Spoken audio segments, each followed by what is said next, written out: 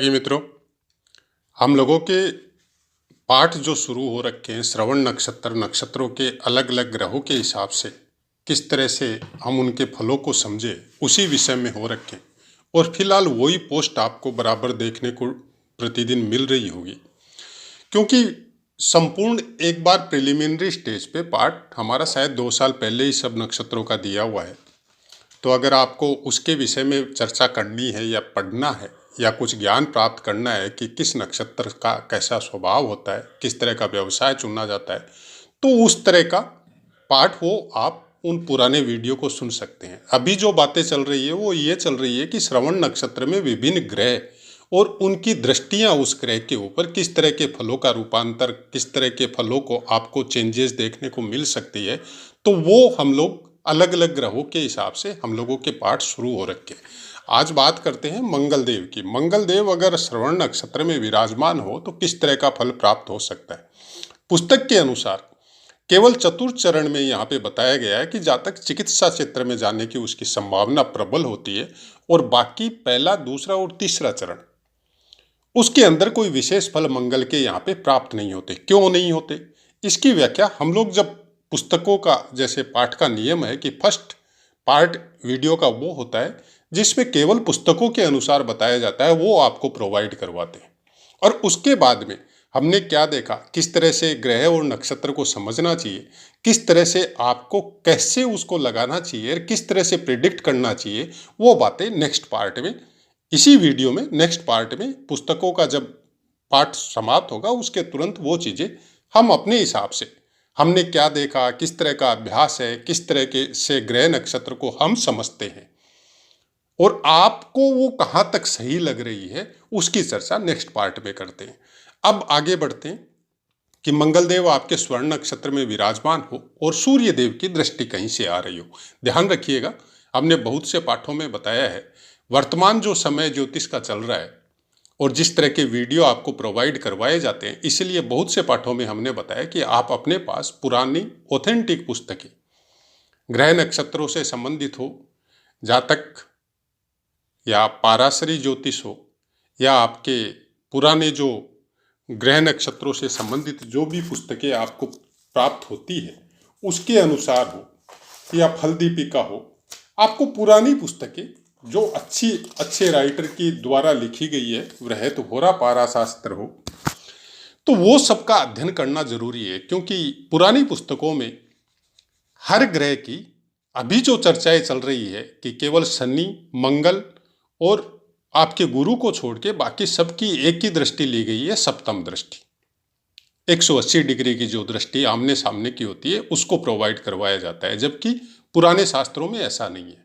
बहुत सी बातें नक्षत्रों के अनुसार जब हम समझने जाएंगे तो बुध सूर्य पे दृष्टि दे रहा है, कैसे दे सकता है, लेकिन जब पुरानी पुस्तकों को पढ़ते हैं तो दे सकता है। 1 चरण दृष्टि होती है, 2 चरण दृष्टि होती है, 3 चरण, तो उनका अध्ययन के हिसाब से आपको नक्षत्रों को समझना पड़ेगा। सूर्य देव की दृष्टि, जातक का पारिवारिक जीवन बहुत सुखी होता है, पर्याप्त धन, अच्छी पत्नी, संतान के कारण जातक का जीवन भी अच्छा बीतता है। चंद्रदेव की दृष्टि, इंसान धनी होता है, तथापि मात्र सुख में कुछ न कुछ कमी इंसान को हमेशा बनी रह सकती है। बुध देव की दृष्टि, मृदुभाषी होता है, मतलब मीठा बोलने वाला और कभी कभी झूठ बोलने वाला भी। गुरु की दृष्टि, सद्गुणी होता है ऐसा इंसान, और सत्ता पक्ष से लाभान्वित भी होता है, मतलब गवर्नमेंट से कनेक्टेड कुछ लाभ उसको प्राप्त हो सकते हैं, बिजनेस से हो या हो सकता है गवर्नमेंट के अंदर ही कोई सर्विस के द्वारा हो। शुक्र देव की दृष्टि, विलासितापूर्ण जीवन होता है और भोगों को भोगने के ऐसे इंसान को बहुत अवसर मिलते हैं।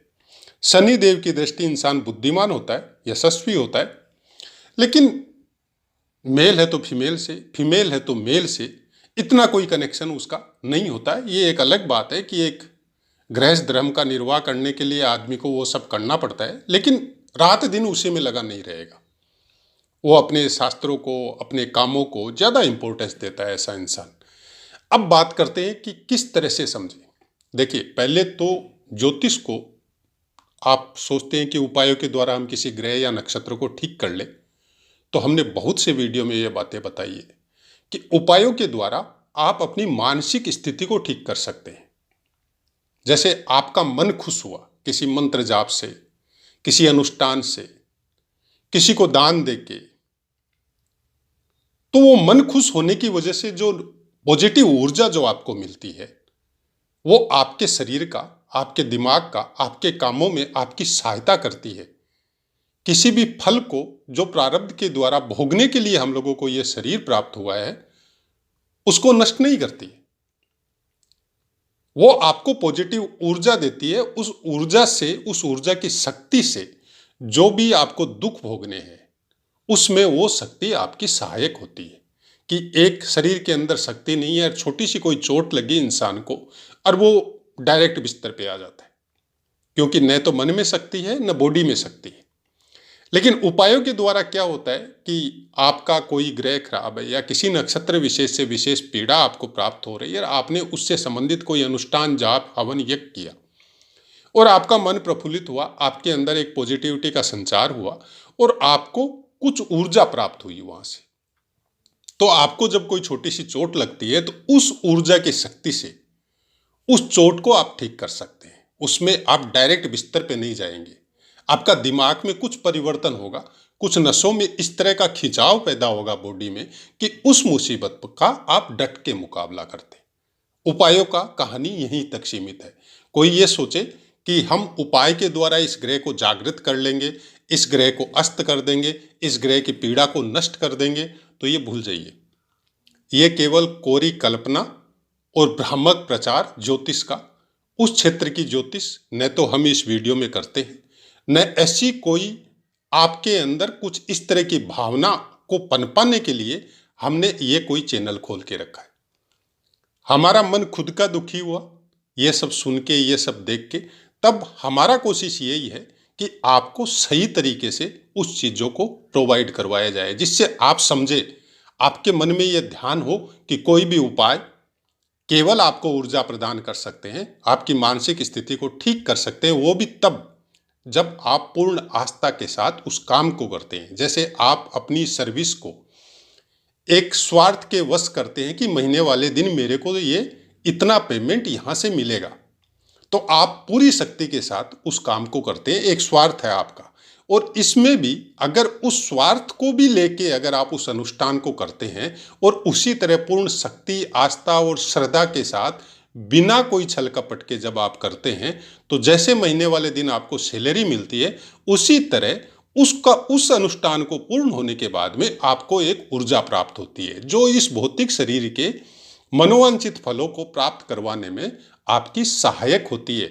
न कि उस दुख को काटती, उस दुख को नहीं काटती, वो अपने समय पे आएगा। वो ऊर्जा केवल आपकी शक्ति का संचार करती है, उस दुख को भोगने में आपको कुछ बल प्रदान करती है। ये तो ज्योतिष का एकदम ये क्लियर सब्जेक्ट है और हम इसी तरह से ज्योतिष को समझे हैं। हाँ, कर्म प्रधान और कर्मों के बिना कुछ नहीं हो सकता।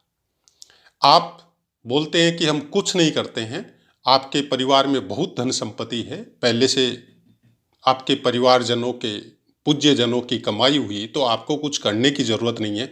आप भूल जाइए कि आप कुछ नहीं करते, आप फिर भी कुछ करते हैं, क्योंकि इंसान एक ऐसा मशीन भगवान ने प्रोवाइड करवाया है उसको, दिमाग। वो पशुओं में, पक्षियों में, उनमें इतना नहीं है जितना इंसान में। वो कुछ न कुछ सोचते रहता है। वो सोचने का भी एक कर्म होता है। बगैर कर्म के कोई भी इंसान, कोई भी मनुष्य इस पृथ्वी में या तो वो साक्षात ब्रह्म में विलीन होता है या उसका ये भौतिक शरीर छूट जाता है। बगैर कर्म के कोई जिंदा नहीं रहता। आदमी शुरू से लेके अंत तक जाने अनजाने में जानबूझ के अपने मन के अनुसार, अपने तन के अनुसार 24 आवर कुछ न कुछ कर्म करता ही करता है। अब उस कर्मों को आपको डिफाइन करना है कि आपको किस तरह के कर्म करने हैं, और ये चीजें ज्योतिष में बताई जाती है कि आपको किस तरह से जीवन जीना है।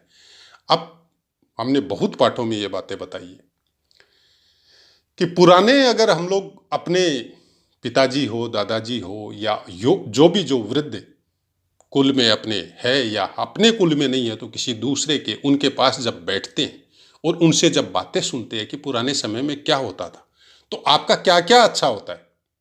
जब आप वृद्धजनों की सेवा करते हैं, उनसे कुछ पूछते हैं, उनकी मन की बातें पूछते हैं, सामाजिक संस्कार और रीति रिवाज की बातें पूछते हैं, तो सबसे पहले तो उनका मन प्रफुल्लित होता है कि कोई तो बच्चा है जो हमारे पास आके बैठ के हमसे हमारे मन की बात पूछता है। आपका शनि ठीक हो गया। वहां पे उपाय ये काम करते हैं। क्यों क्यों शनि ठीक हो गया? क्योंकि वृद्धजनों के पास कोई नहीं बैठता है और उनका आशीर्वाद जो है बड़ी से बड़ी पीड़ा का निवारण कर देता है। ये उपाय सबसे बड़ा कारगर है। इस कलयुग में कर्मों का अधिपत्य शनिदेव को ज्योतिष के अनुसार दिया गया है और कर्मों के फलों का कारक भी शनिदेव ही है। आप जैसे कर्म करेंगे, चाहे आप भौतिक शरीर से करें, फिजिकली करें, मेंटली करें, उन सब कर्मों के फलों का कारक शनिदेव को बताया गया है। तो अगर उनकी आप सेवा करते हैं अपने घर में, अपनी जो संस्कृति थी भारतवर्ष की कि अपने से बड़े बुजुर्गों को गलत नहीं बोलना है, उनकी सेवा करनी है, उनके चरण छूने हैं, ये पूरी तरह ज्योतिष के ऊपर आधारित करके हम लोगों के ऋषि मुनियों ने बना के हम लोगों को दी थी। और शायद आज के 100 साल 50 साल तक यही संस्कृति चल रही थी। अब होता है कि आपके संचार माध्यमों का क्या बोलता है उत्थान, या हम अपनी भाषा में बोले तो तांडव। आज गूगल को हम लोग सबसे बड़ा ज्ञानी समझते हैं। हम लोगों के धर्म से संबंधित कोई शास्त्रों का हम लोग अध्ययन नहीं करते, लेकिन कमेंट करने में हम लोग उस्ताद होते हैं। और उसका नतीजा अभी जो आप और हम सब देख रहे हैं, कमेंट करने वाला भी दुखी है, सुनने वाला भी दुखी, और जो पढ़ रहा है वो भी दुखी है। बहुत कम ऐसे होते हैं जिनमें शायद हमारा भी कोई 0.001% हो कि कोई गलत कमेंट भी कर रहा है तो हम इग्नोर करते हैं। जो सबसे ज़्यादा इग्नोर करने की क्षमता जिसके अंदर जितनी ज़्यादा होगी, वो उतना ज़्यादा सुखी रहेगा इस जीवन में। कोई ज़रूरी नहीं है आप सोशल मीडिया में हो, कोई ज़रूरी नहीं है कि आप सोशल सर्विस में हो, सोशल लाइफ में हो। आप अपने कर्म में, कोई बिजनेस में हो सकते हैं, कोई घर के कामों में हो सकते हैं, कैसे भी हो सकते हैं, मेल हो सकते हैं, फीमेल हो सकते हैं। जो इंसान छोटी छोटी बातों को इग्नोर करना जिस दिन सीख जाता है, उस दिन से आपकी प्रोग्रेस चालू हो जाती है। क्यों? आपकी ऊर्जा अननेसेसरी किसी के कमेंट का जवाब देने में व्यय नहीं होती है। उस ऊर्जा को आप अपनी दृष्टि से जो अच्छे कर्म कर रहे हैं उनमें व्यय करने की प्रेरणा आपके अंदर मिलनी चालू हो जाती। श्रवण नक्षत्र में मकर राशि के अंतर्गत आएगा और यह आपके मकर राशि में 10 डिग्री से लेके और 23.20 डिग्री तक रहेगा। मतलब पूरा का पूरा श्रवण नक्षत्र मकर राशि के अंतर्गत रहेगा। अब देखिए कि कालपुरुष की कुंडली अनुसार मकर राशि आपके 10वें स्थान में विराजमान होती है और नक्षत्र का स्वामित्व किसको दिया गया? चंद्रमा को दिया गया। और राशि किसको दी गई? राशि का स्वामित्व किसको दिया गया? शनिदेव को दिया गया। मतलब इनका कॉम्बिनेशन जब आप मिलाएंगे तो आपको, हम ज्यादा लंबा बोलेंगे तो वीडियो फिर बहुत ज्यादा लंबा हो जाएगा। हम केवल जितना सा ही बोल सकते हैं कि अपने मनोभावों को कंट्रोल करने के लिए, अपने मन को कंट्रोल करने के लिए शनिदेव की हेल्प लेनी पड़ेगी। जिस इंसान का भी मकर राशि या मेष लगन हो और उसके श्रवण नक्षत्र के अंदर कोई क्रूर ग्रह विराजमान 10वें स्थान में हो, तो ऐसा आदमी मनोबली हो सकता है। ऐसा आदमी अपने कामों में निरंतर लगा हुआ रह सकता है। ऐसा आदमी अपने कामों के बलबूते, हाँ ये हो सकता है कि वो परिवारजनों को ज्यादा समय नहीं दे, अपने प्रियजनों के साथ ज्यादा टाइम स्पेंड नहीं करे, लेकिन कर्म प्रधान ऐसा आदमी होता है, निरंतर अपने काम में लगा रहता है। यह होता है क्रूर ग्रह या पापी ग्रह का फल। वो अपने मन को कंट्रोल कर सकता है, लेकिन अगर सौम्य ग्रह हो, जैसे चंद्रमा ही हो या गुरु ही हो या शुक्र ही हो, तो फिर बड़ी मुश्किल होती है। वो अपने कंफर्ट जोन से बाहर आना उसके लिए थोड़ा मुश्किल हो जाता है। उसको चीजें आसानी से मिलनी चालू हो जाती है, और जब चीजें आसानी से मिलनी चालू होती है तो बहुत कुछ आदमी को कुछ ऐसे इशारे दे देती है या ऐसे कर्म में प्रवृत्त कर देती है कि आने वाला समय फिर कुछ अच्छा नहीं होता है। उसके लिए बचने का तरीका यही है कि जितना हो सकता है कि अगर श्रवण नक्षत्र में आपके कोई बेनिफिक प्लैनेट हो, चंद्रमा हो, आपके बुध हो, या आपके शुक्र या गुरु हो, तो आपको निरंतर कर्म में भी लगा रहना पड़ेगा। कोई शक नहीं है, ऐसा इंसान अपने परिवारजनों के प्रति और के प्रति बहुत अच्छा होता है, लेकिन मेहनत को हमेशा मतलब आगे रखना पड़ेगा। अब इसका 10 डिग्री से लेके 23.20 डिग्री तक जब श्रवण नक्षत्र पूरा रहेगा तो 10 डिग्री से लेके 4 चरण आएंगे इसके। 10 डिग्री से लेके 13.20 डिग्री तक मेष का नवमांश आएगा यहां पे, और ये देव नवमांश है। और वो देवता से ही कनेक्टेड कोई ग्रह बैठ जाए तो फिर ऐसा इंसान बहुत अच्छा होता है, लेकिन कर्म के लिए थोड़ा मुश्किल हो जाता है। ऐसे इंसान के ऊपर आजकल के समय में मोस्ट प्रोबेबली फायदा उठाया जाता है अगर इस देव नवमांश में मेलेफिक प्लैनेट भी बैठ जाए, चाहे आपके सूर्य हो, शनि हो, राहु केतु हो, तो भी ऐसा इंसान क्रूर कर्म करने में थोड़ा कम इंटरेस्ट लेगा।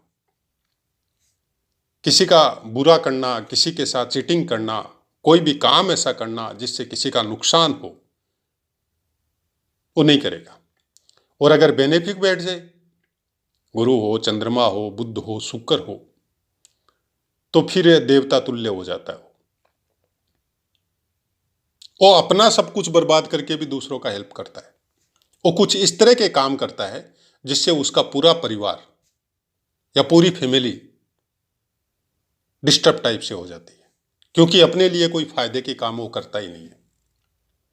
हालांकि उसके जीवन के लिए आप बोल सकते हैं कि साधु सन्यासी टाइप का आदमी जो सबका हित चाहता हो, सबका भला चाहता हो, क्योंकि श्रवण नक्षत्र चंद्रमा का नक्षत्र है और इसको बहुत कुछ आप भावनात्मक संबंधों के साथ जोड़ सकते हैं।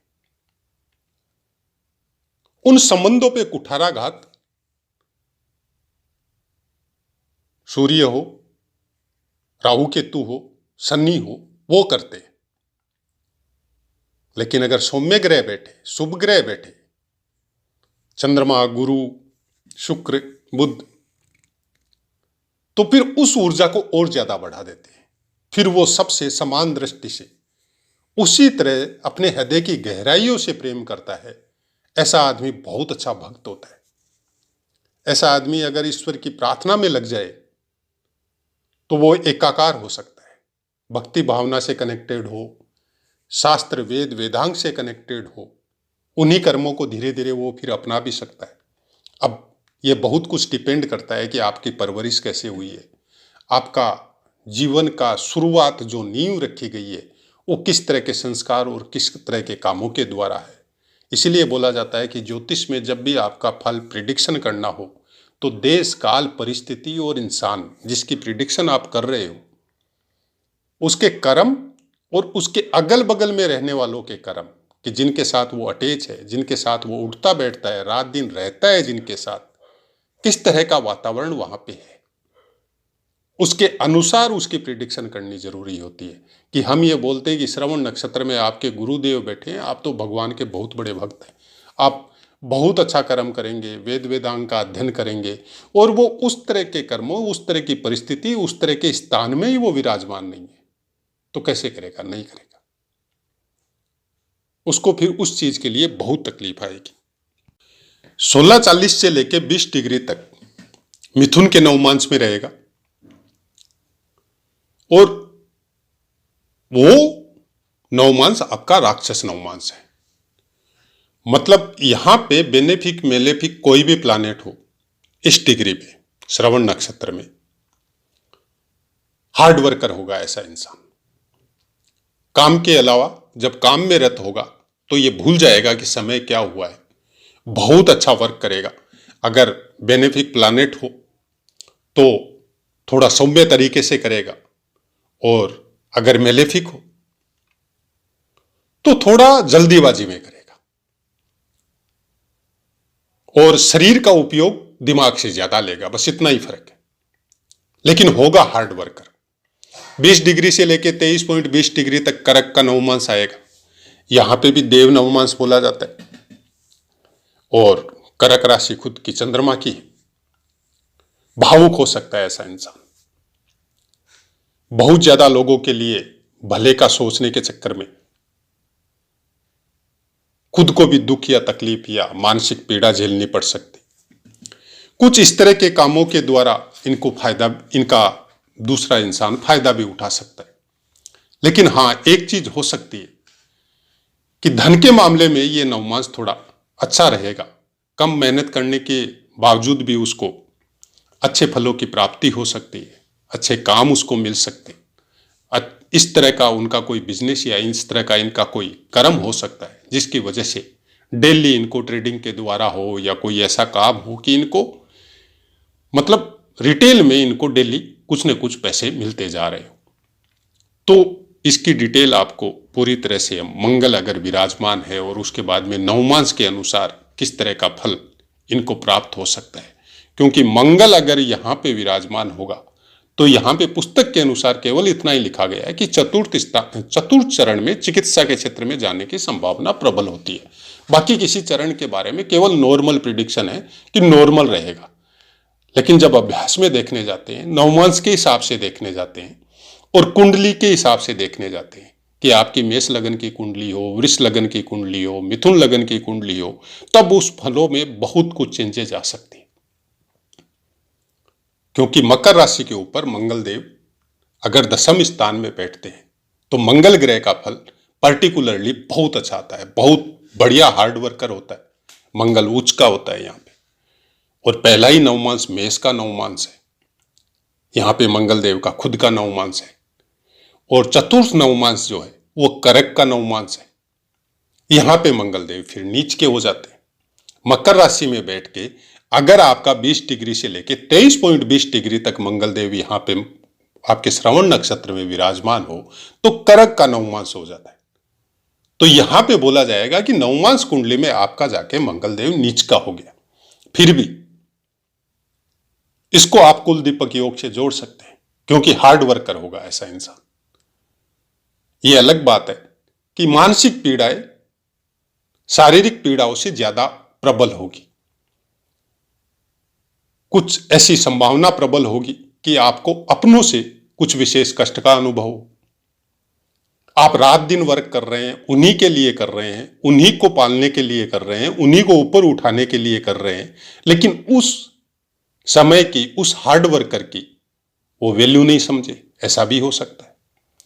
क्योंकि करक के नवमांश में बैठने की वजह से भावनात्मक जो चीजें हैं, जो लहरें उठती है पानी के अंदर, क्योंकि 70% आपका जल पृथ्वी पे भी है और आपके शरीर में भी है, ये साइंस भी यही बोलती है।